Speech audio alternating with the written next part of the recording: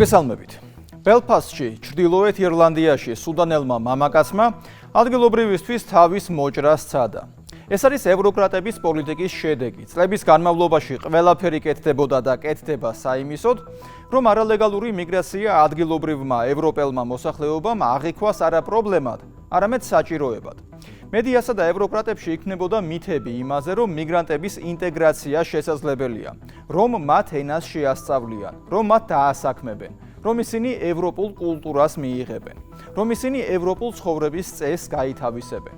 მოკლედ, ყველანაირი მითი იქმნებოდა საიმისოდ, რომ არალეგალურ მიგრაციაში ევროპელს დაენახა არა რეალური საფრთხე და ევროპელების ჩანაცვლების პროექტი, არამედ ახალი შესაძლებლობა ნათელი ევროპული მომავლისთვის. ეს მითი რომ ჩავარდა დღეს ძალიან კარგად ჩანს, უკვე იმდენად კარგად ჩანს არალეგალური მიგრაციის პრობლემები, რომ ევროპაშიც მოსახლეობის განწყობები იცვლება. თუ ადრე ჰუმანიზმის, დემოკრატიისა და ლიბერალიზმის იდეოლოგიით გაბრუებულები უსმენდნენ არალეგალური მიგრაციის საჭიროებაზე ლამაზ ზღაპრებს, ახლა სკეპტიციზმი, კრიტიკა და აგრესია მატულობს. აბსოლუტურად შეუძლებელია, რომ ასობით ათასი უცხოურ ჯულისა და ცხოვრების წესის ნაკადი ინტეგრირდეს, გაინგლისელდეს და გაევროპელდეს. ასეთი თეორია იმუშავებს იმ შემთხვევაში, თუ კი საუბარი იქნება წელიწადში რამდენიმე ათასზე, ისიც ისეთებზე, რომლებიც მასპინძელ ქვეყანაში ჩასვლამდე ამ ქვეყნის ენას სწავლობენ, კულტურას ეცნობიან და ცხოვრების წესს იაზრებენ. ასეთი კი უიშვიათესია. ძირითადად არალეგალური მიგრაცია ეხება სამუშაო ასაკის ახალგაზრდა მამაკაცებს, რომლებიც ევროპის ქვეყნებში ჩადიან იაფი და მარტივი ცხოვრებისთვის. ჩადიან იმიტომ, რომ არსებობს სოციალური შემწეობები, დასაქმების პროგრამები, საცხოვრებელ ადგილებში განთავსების პროგრამები და კიდევ უამრავი ხელშეწყობა. მოკლედ, ევროპის ქვეყნებში ბრიუსელის ბიუროკრატიამ ყველაფერი გააკეთა საიმისოდ, რომ არალეგალური მიგრაცია პოტენციური დამნაშავეებისთვის მაქსიმალურად მიმზიდველი ყოფილიყო. დღეს ევროპის მდგომარეობას ყველაზე კარგად ასახავს ის შემზარავი კადრი, რაც ვიდეოში ყველამ ნახა. წაქცეული ევროპელი, რომელსაც კისერზე მიგრანტის დანა აქვს მიბჯენილი. ამ ფონზე ბელფასტსა და ბრიტანეთის სხვა ქალაქებში აქციები გაიმართა. აქციებმა კიდევ ერთხელ აჩვენა, რომ მოსახლეობა სამოქალაქო დაპირისპირების ზღვარზე არის მისული. იმდენად დიდია გაღიზიანება არალეგალური მიგრაციისა და მათივე ხელისუფლების მიმართ. ბელფასტის ქუჩები სამოქალაქო ომის კადრებს დაემსგავსა. გადამწვარი სახლები, მანქანები, პოლიციასთან დაპირისპირება და უზარმაზარი აგრესია. ეს არის ის აგრესია, რომელიც Deep State-ის დაკვეთით წარმოებულ ანტიევროპულ პოლიტიკასა და ამ შემთხვევაში ინგლისელებისა და ირლანდიელების ჩანაცვლებას გულისხმობს. ეს თავდასხმა ჰენრი ნოვაკის სიკვდილიდან მალევე მოხდა. ხალხს ახალგაზრდა კაცის სიკვდილი არ ჰქონდა დავიწყებული, რომ გაერთიანებულმა სამეფომ ნახა ის, რაც სამწუხარო რეალობაა. მათ კისერზე მომჯდარი მიგრანტი, რომელიც ადგილობრივისთვის ყელის გამოჭრას ცდილობს. კირ სტარმერისა და მისი ხელისუფლების განცხადებები მხოლოდ ცეცხლზე ნავთის დასხმაა.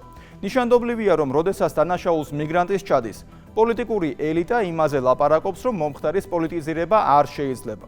მაგრამ როგორც კი ისეთი ფაქტი მოხდა, რაც გლობალისტური და ნეოლიბერალური ღირებულებების დამკვიდრებაში ხელს შეუწყობდათ, მაშინვე დაიწყეს მისი პოლიტიზირება და გამოყენება. საუბრობთ ჯორჯ ფლოიდის სიკვდილზე.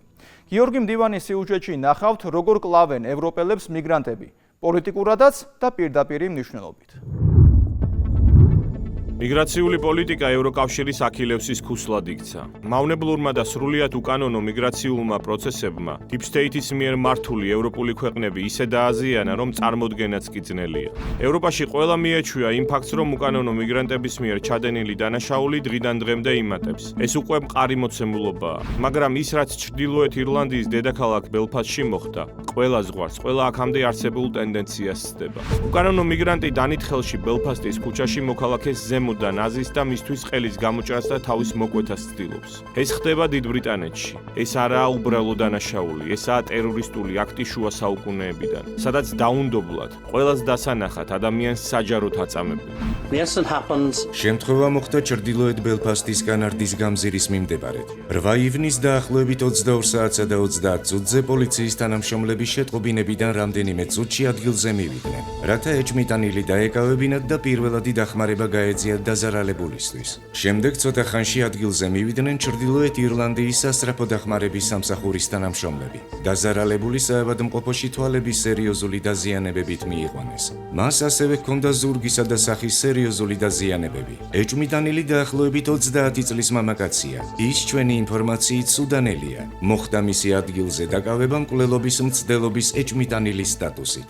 30 წლის სუდანელი თავშესაფრის მაძიებელი ჰადი ალუდიდი სამზარეულოს დანით თავს დაისხა თავის მეზობელს სავაჭრო ცენტრის მახლობლად ბელფასტში. ამ თავდასხმის კადრები ინტერნეტში ვირუსულად გავრცელდა, სადაც ჩანს, რომ არალეგალი მიგრანტი 40 წლის ექიმისთვის ყელის გამოჭრას ცდილობს. ტერორისტული აქტის შედეგად დაზარალებული სტივენ ოგილუია. მან მარცხენა თვალში მხედველობა დაკარგა და რამდენიმე მძიმე ჭრილობა მიიღო. გამულელების დახმარებით ის სასწაულებრივად გადაურჩა სიკვდილს. მათ მიგრანტები შეიპყრეს, ოგილუი კი საავადმყოფოში გადაიყვანეს. ის მოვლენები, კი რაც ამენით აღუწერელი, შემზარავი ტერორისტული აქტის შემდეგ ჩრდილოეთ ირლანდიის დედაქალაქში განვითარდა, აპოკალიფსს წააგავდა. გაბრაზებული ირლანდიელები მწყობრიდან გამოვიდნენ. მათი მოთმინების ფიალა აივსო და ჩრდილოეთ ირლანდიაში უმართავი პროცესები დაიწყო. გზად ისინი ყველაფერს ამსხვრევდნენ, ანადგურებდნენ და წვავდნენ. ეს საყოველთაო ამბოხს ჰგავდა, როდესაც საკუთარ ქვეყანაში ჩაგრული უმრავლესობა, რომელთაც აიგნორებდნენ, რომელთაც არ უსმენდნენ, რომელთაც ქვეყანას არ თმევდნენ, რომელთაც უკანონო მიგრანტებით გაუსეს ქვეყანა, განრისხდნენ და თქვეს, რომ საკმარისია, ასე აღარ შეიძლება. ჩრდილოეთ ირლანდია და მისი დედაქალაქი ბელფასტი ფრონტის ხაზს დაიმსგავსა. სოციალური ქსელების მეშვეობით ირლანდიელები თვითორგანიზდნენ და სხვადასხვა შეტყობინებების დაგზავნა დაიწყეს მოწოდებებით, რომ საკუთარი ქვეყანა დაეცვათ და მიგრანტები ქვეყნიდან გაეძევებინათ. ბუნებრივია, რომ როდესაც ხალხი ასე გაამწარეს, როდესაც არალეგალი მიგრანტები მათ საკუთარ ქვეყანაში ყელს ჭრიან, იქ ბევრს ნერვებმა უნთხუნა. ზოგი აფექტის მდგომარეობაში აღმოჩნდა. საერთო ჯამში 30-მდე სახლი დაიწვა, რამდენიმე ავტობუსი და მანქანა. დაშავებულები იყვნენ როგორც დემონსტრანტების, ასევე პოლიციელების მხრიდანაც. უცხოელებო დატოვეთ ქვეყანა. მსგავსი შეძახილები ბელფასტის ქუჩებში ხშირად ისმოდა. გაბრაზებული ირლანდიელები ძირითადად იმ რაიონებისკენ მიემართებოდნენ, სადაც მიგრანტების მაღაზიები და რესტორნებია განთავსებული. უბრალო ირლანდიელები პირველ რიგში საკუთარ მთავრობას ადანაშაულებენ და არა გაცეცხლებულ თანამოქალაქეებს, ვინც უკანონო მიგრანტების თარეშს ხისტი და რადიკალური პასუხი გასცა.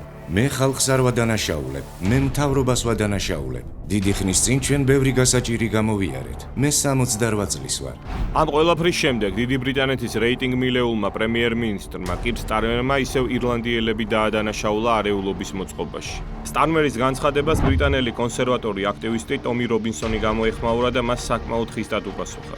ეს იდიოტი ჯერ პრობლემებს გვიქმნის, მკვლელებს და მოძალადეებს გვიგზავნის ჩვენს რაიონებში. შემდეგ კი წუწუნებს თუ რა არის მისაღები და რა არა. ეს იდიოტი უნდა წავიდეს. ტომი რობინსონი აქტიურად ავრცელებდა ჩრდილოეთ ირლანდიაში გასამართი საპროტესტო აქციების შესახებ დეტალურ ინფორმაციას. მას მხარი დაუჭირა ასევე ამერიკელმა მილიარდერმა ილონ მასკმა. ბელფასტის გარდა ხალხი ქუჩაში მასიურად გამოდიოდა ლონდონში, გლაზგოში, საუთჰემპტონში და სხვა ბრიტანულ ქალაქებში.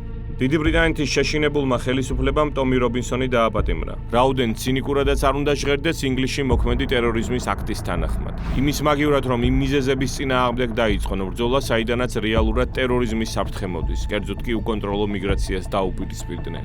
შეგახსენებთ, რომ ბელფასტში განვითარებულ მოვლენებამდე რამდენიმე დღით ადრე მასიური საპროტესტო გამოსვლები იყო ასევე საუთჰემპტონში, სადაც ინგლისელები ახალგაზრდა სტუდენტის ჰენრი ნოვაკის მკვლელობას აპროტესტებდნენ, ასევე მიგრანტის მიერ. ჰენრი ნოვაკი ღამით სახლში ბრუნდებოდა საუთჰემპტონში, როდესაც მიგრანტის მხრიდან ცივსისხლიანი მკვლელობის მსხვერპლი გახდა. ვიკრამ დიგვამ, რომელსაც 21 სანტიმეტრის ზომის დანა ეჭირა ხელში, ჰენრი ნოვაკი რამდენიმე სასტიკი დარტყმით მობილა. მიგრანტების მიერ დანით ჩადენილი მკვლელობები დიდ ბრიტანეთში უკვე ტენდენციის ახესილებს.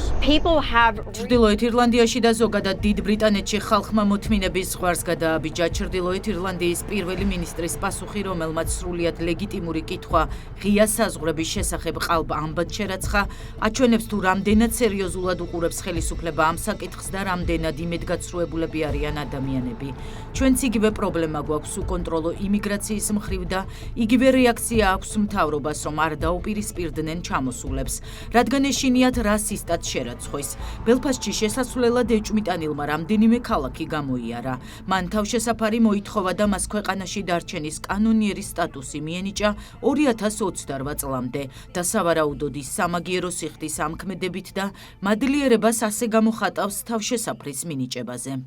ის რაც ირლანდიაში ხდებოდა პირველ რიგში ანტისაიმიგრაციო დემონსტრაცია იყო, რაც შემდგომში იმედგაცრუებული ხალხის სოციალურ აფეთქებაში გადაიზარდა. სუდანელი მიგრანტი ჰადი ალოდიდი, ვინც შემზარავი დანაშაული ჩაიდინა ბელფასტში, ჩრდილოეთ ირლანდიის დედაქალაქში 2023 წელს ჩავიდა დუბლინიდან. იმავე წელს მან ლტოლვილი სტატუსი მიიღო და ქვეყანაში დარჩენის უფლება 2028 წლამდე ჰქონდა. ირლანდიის საზღვრის გადაკვეთა მან დოკუმენტების გარეშე მოახერხა, იმიტომ რომ იქ საიმიგრაციო შემოწმებებს არ ანხორციელებენ. ანუ გამოდის, რომ დიდი ბრიტანეთის მთავრობამ პოტენციურ მკვლელს ჯერ ქვეყანაში დარჩენის უფლება მისცა, შემდეგ სავარაუდოდ შემწეობების დაუნიშნა, სანაცვლოდ კი შემზარავი ტერორისტული აქტი მიიღო. სწორედ ეს იწვევს ბრიტანელების აღშფოთებას და წყობიდან გამოსვლას, რომ ასეთი შემზარავი შემთხვევების შემდეგაც კი ბრიტანეთის მთავრობა დამანგრეველი მიგრაციული პოლიტიკის კურსის შეცვლას არ ცდილობს. ჩრდილოეთ ირლანდია დიდი ბრიტანეთის ნაწილია და ის დამოუკიდებლად თავის პოლიტიკურ მომავალს ვერ წყვეტს. ჩრდილოეთ ირლანდიაში 2 მილიონამდე ადამიანი ცხოვრობს. თავშესაფრის მაძიებლების რაოდენობა კი ბოლო წლების განმავლობაში იზრდება. ჩრდილოეთ ირლანდიაში ლტოლვილი სტატუსის მისაღებად საკმარისია მიგრანტებმა დევნის საფრთხე მოიმიზეზონ ან სამხედრო კონფლიქტის საბაბი. ბოლო წლების განმავლობაში ჩრდილოეთ ირლანდიამ თავშესაფრის მაძიებლები 75 სხვადასხვა ქვეყნიდან მიიღო. მათ შორის ყველაზე მეტი სომალიდან, სირიიდან, ერიტრეიდან, ნიგერიიდან, ერაყიდან და სუდანიდან. ეს მთლიანი დიდი ბრიტანეთის პრობლემაა, რადგანაც უკონტროლო მიგრაციამ ქვეყანა ერთ-ერთ ყველაზე კრიმინალურ ქვეყნად აქცია მსოფლიოში. ბრიტანეთის ყველაზე პოპულარული რეფორმის პარტიის ლიდერმა ნაიჯელ ფარაჯმა ჩრდილოეთ ირლანდიაში გამწვავებული მდგომარეობის შემდეგ განაცხადა, რომ სახელმწიფოს სოციალური საცხოვრისის პროგრამებს მიგრანტებს გაუუქმებს. ფარაჯის გეგმის მიხედვით ლტოლვილებს 3 თვის ვადა მიეცემათ, რათა დამოუკიდებლად ფასიანი საცხოვრებელი ნახონ. წინააღმდეგ შემთხვევაში ისინი დეპორტირებულები იქნებიან. დასადეპორტირებელი კი ნამდვილად ბევრია. Sunday Express-ის ინფორმაციით 100,000 ადამიანი, ვისაც თავშესაფრის მაძიებლების სტატუსის მიღებაზე უარი ეთქვათ, დიდ ბრიტანეთში რჩებიან. მაგრამ სანამ ფარაჯი თავის გეგმის განხორციელებაზე გადავა, იქამდე საჭირო იქნება არჩევნებში გამარჯვება. Deep State-ი ყველაფერს გააკეთებს, რომ ეს არ დაუშვას. ამიტომაც ფარაჯის რეფორმის პარტიას ბევრი დაბრკოლების გადალახვა მოუწევს. იმის მიუხედავად, რომ ამჟამად დამაჯერებლად ლიდერობენ სოციოლოგიურ გამოკითხვებში. რაც არ უნდა თქვას ბელფასტელმა ოჯახმა, სინამდვილეში ყველაფერი გუშინ ღამით ძალიან მასშტაბურად დაიწყო. და ეს პროცესი გაგრძელდება. ძალიან ცუდი აქტორები იყვნენ ჩართულნი, მაგრამ არა საზოგადოების დიდი უმრავლესობა. სწორედ ეს დიდი უმრავლესობა შეშინებულია და მოქმედებას ითხოვს. მათ რეალურად სურთ, რომ ქუჩები უფრო უსაფრთხო გახდეს. არაფერია შემოთავაზებული, არც წინა და არც ამჟამინდელი მთავრობის მიერ. ვფიქრობ, ზაფხულის განმავლობაში შეშფოთება გაგრძელდება. როგორც უკვე ჩანს, ერთი კვირაც არ გადის ისე, რომ არ შევიტყოთ საშინელ მასობრივ სექსუალურ ძალადობაზე, რომლის ჩამდენი არიან ის პირები, რომლებიც ბრიტანეთში არ უნდა იმყოფებოდნენ.